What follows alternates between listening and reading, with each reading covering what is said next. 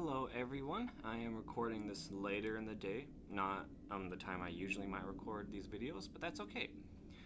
But today was a red day overall. As you can see, I am down, right? Even in the late after hours, I am up a little bit, I was up, yeah, I'm up a little bit in the after hours and whatnot, but overall, today I am just down, right?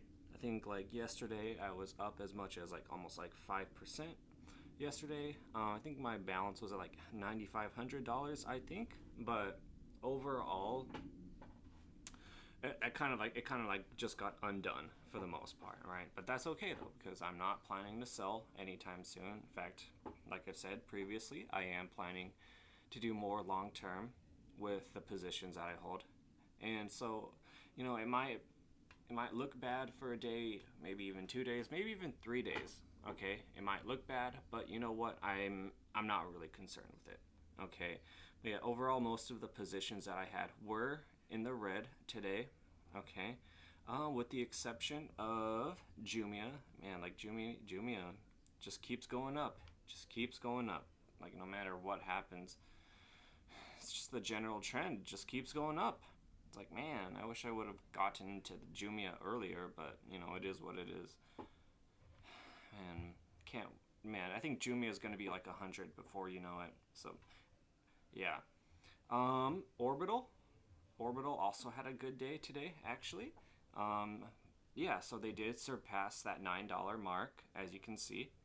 And overall, I'm very happy with the direction that Orbital is going in. Kind of just also like Jumia, they just keep going up too, going up, going up, going up. Like really, like even a month ago, it was like almost like $3, and now it's like $9. And it'll probably even be $10 soon if it keeps going at this pace. So wow, like that's just amazing just to think about. I did get some new positions today, mainly for APHA. So APHA, like I said, they are a cannabis company. I firmly believe in the cannabis industry exploding within the next couple of years. So that's why I feel confident in APHA. And I believe APHA is also one of the biggest cannabis dispensaries for, I mean, I could be wrong on this, but I believe they're one of the biggest cannabis companies for recreational and medical cannabis in Canada.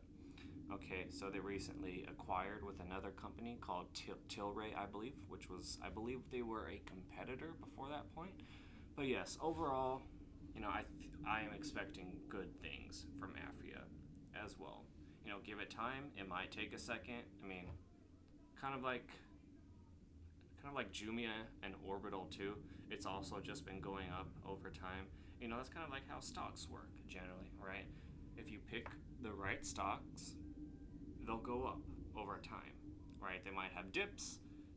In fact, they might have an extended time frame where they don't go up. But in general, kind of like just kind of like repeating the age-old advice from Warren Buffett. The best holding period is forever, right? So that's kind of like what I mean right here with APHA. There was another company that I put one position in, XONE, and that's about it. I'm still looking out for Bloom Energy. Okay, so Bloom Energy, it did surpass $41 today. I'll see how it does tomorrow. If it does dip tomorrow, I might put a position in there. And Neo, let's just see how Neo is doing really quickly. Yeah, so Neo has kind of been Neo's kind of been overall stagnant for the most part throughout this week, just hovering around $55 to $57 for the most part for this entire week. So, like who knows? I might put more positions into Neo, but like their day is definitely gonna come. You know, but yeah, that's about it. And Clean Spark is actually recovering. They've actually come back from the $30 mark, which is very nice to see. So that, which means that I'm more closer and closer to recuperating the losses that I put into with CleanSpark in the beginning, like maybe like 2 weeks ago, I think. It was either last week. Sorry, no, it was not last week. 2 weeks ago. Yeah, so 2 weeks ago, I bought in at around like 31.20, something like that. It dropped all the way down to like 24.85, something like that, and now it's back up to 30, right? So that was like about $1,000 that I put into at that time. It was $1,000 that I meant to just simply day trade CleanSpark, but we'll see. I don't know if it keeps up this pattern, and hopefully nothing goes wrong. Okay, and hopefully their allegations of fraud are not accurate. Okay, and hopefully any alleged fraudulent activity on behalf of CleanSpark is not accurate.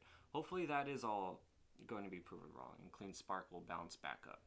Okay, otherwise I think in the long term they might also be looking very good. Okay, but they were up a while, right?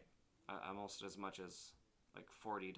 Then they decreased and they dipped, right? And it is what it is. But overall, as long as nothing fishy happens with CleanSpark, I think they are good. But yeah, that's about it. Poshmark. So Poshmark just keeps going down. I'll just keep looking at this, right? If it keeps dipping down, I'll wait a period of time before